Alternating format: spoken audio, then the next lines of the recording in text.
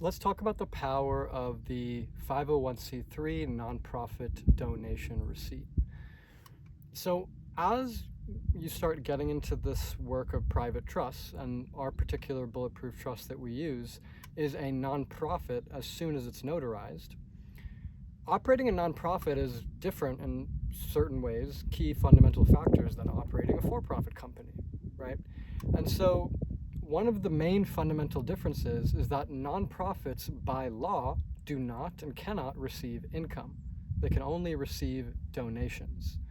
And so that is going to be a key paradigm shift for anyone that wants to use the Bulletproof Trust, is realizing that all those sources of revenue that were coming in, previously to other public entities, if we're going to operate those businesses and just operate your life out of a trust, now you're operating only on a donation basis. So all money's coming to you, doesn't matter what the source, they're going to be classified as donations. Now, one of the things people get confused on is nonprofits can still make a profit. So you can still have profitable services, profitable products, and receive revenue for those services. But the difference being is that even if you make a profit on a sale of something, it's still considered a donation when that money is received, or whatever the compensation for services. Whatever is received is always considered a donation. And so as I've been operating my private trust recently, I've encountered several transactions where, people realize, I was a nonprofit, and they ask, hey, what's your mission? What do you do? And I show people some literature we have on the animal sanctuary that we're running out here in the mountains. And a lot of people, they see that and they're like, wow, that seems like a good cause. Great. Maybe I should donate something to it. And particularly when there's a transaction involved, I buy a lot of things for the ranch out here used.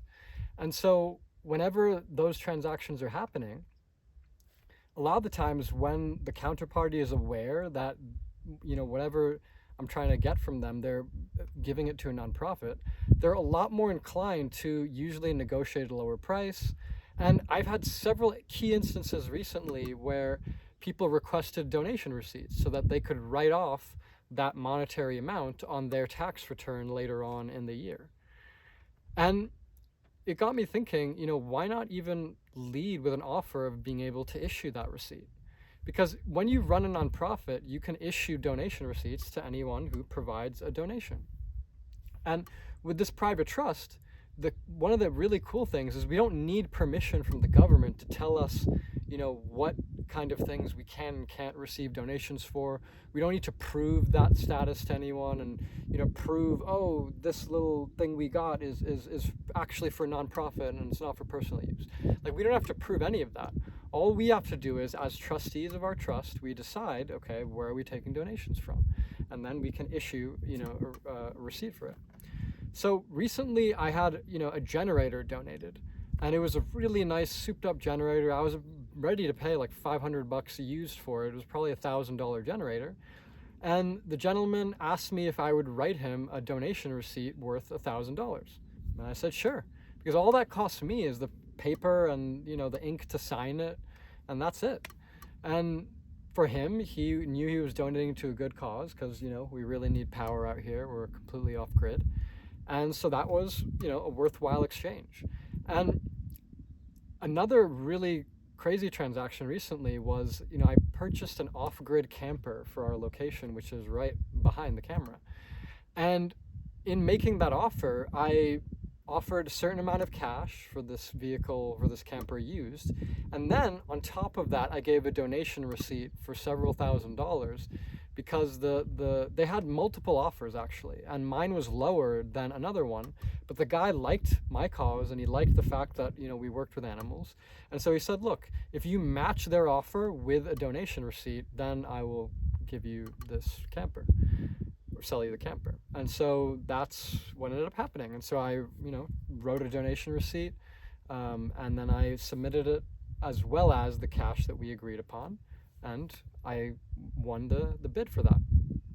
So this is something where, yeah, when you're buying used items or buying anything of any kind, it can definitely be useful. And for those who want to see the actual receipts that I use, you can jump in the community and you can check out, some of the paper trail that the Christian Sanctuary Trust is leading, which is the trust that I run that runs my community, as well as different affairs that I, put money behind because they're causes that I believe in. And so those, receipts and some of how I do that paperwork are inside the community. But, even outside of items being donated, even when it comes to just doing business in a regular manner that you were already doing, being able to classify people's business with you as donation based because they're donating to you for, goods and services, potentially, that can really be great for certain counterparties that you're dealing with. They may really want that tax write-off for whatever it is they're about to, whatever exchange of value that they're making with you. So that is something that lawfully you will be able to provide should you run a private trust that is considered a nonprofit. So it's definitely a shift in strategic thinking, and it really gets us into, on the spiritual side, really understanding what does it mean to be trustee and look after beneficiaries and receive donations in order to take care of those beneficiaries. And so it's definitely a paradigm shift from this, I need to own things and I need to make a profit, and that's the bottom line. It's a very different mode of thinking, and transaction by transaction, as you go down this path, hopefully, you'll be able to see not just, of course you're going to save money and you're going to not pay taxes and you're going to be able to get good deals like I just described. But even beyond that, it's going to change your state of being because you're thinking about money differently. You're thinking about the stewardship of money rather than the ownership and this accumulation of great wealth and ego. So I look forward to seeing some of you inside the community, and for the rest of you, good luck in the for-profit paradigm. There's definitely certain things to be said about being able to amass large amounts of things in this reality, but guess what? When we're all judged, there's nothing that we'll be able to take with us.